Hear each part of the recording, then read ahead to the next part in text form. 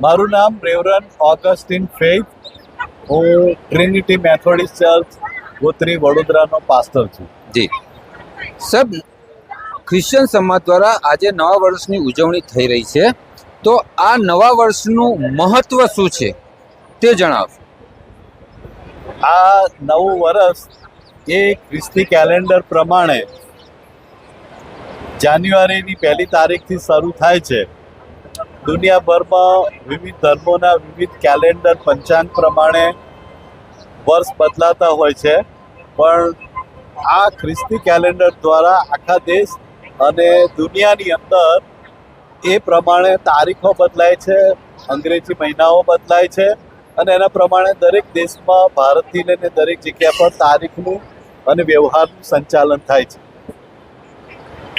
આજના નવા વર્ષે ખ્રિસ્તી સમાજના લોકો માટે આપનો